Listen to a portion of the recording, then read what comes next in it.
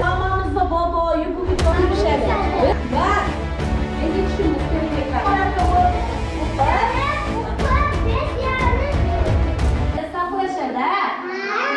Bizning bog'chamiz 140 o'ringa mo'ljallangan bo'lib, hozirda bizda 150 ga yaqin bolalar ta'lim-tarbiya olishmoqda. Ta'lim-tarbiya joylarimiz davlat standarti asosida hamda ilk qadam o'quv dasturi asosida ish olib boriladi.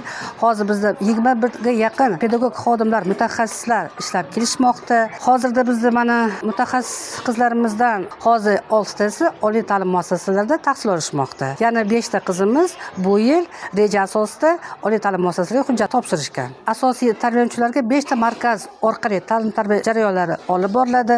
Bolalar shu 5 ta markaz orqali ta'lim-tarbiya mashg'ulotlarida qatnashadilar. Mashg'ulotlardan keyin o'zlari xohlagan markazlarda ta'lim-tarbiya jarayonlarida ishtirok etishadi.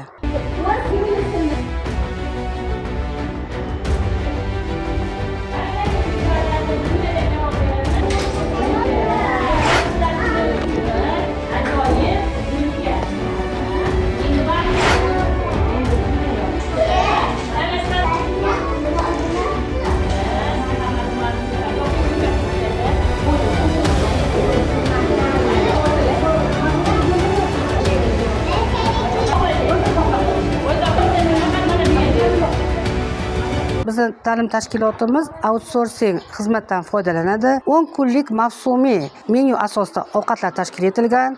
Juda ham masalan oziq-ovqatlarimiz va brakirash komissiyalar juda ham bizda faol ishtirok etishadi. Har kunga kelgan mahsulotlarni brakirash komissiya a'zolari ishtirokida biz sifatli nazorat qilib boriladi hamda juda ham samarali ishlar tashkil qilingan. Hozirgi kunda barcha davlat maktabgacha ta'lim tashkilotlarida O'zbekiston Respublikasi Maktabgacha va Maktab ta'lim vazirligining 25 avgust 2025 yil 308 sonli buyrug'iga asosan kelajak soatlari tashkil etilgan. Har dushanba bizda kelajak soatlari tashkil etilib, albatta tarbiyachilar shu kelajak soatlarini juda ham samarali va juda ham chiroyli tashkil etishgan. Bundan tashqari har bir hududning o'zini tayanch maktabgacha ta'lim tashkilotlari bo'lganligi sababli bu yerda mentorlar har bitta davlat maktabgacha ta'lim tashkilotining o'rinbosarlari ishtirokida mahorat soatlari tashkil etiladi.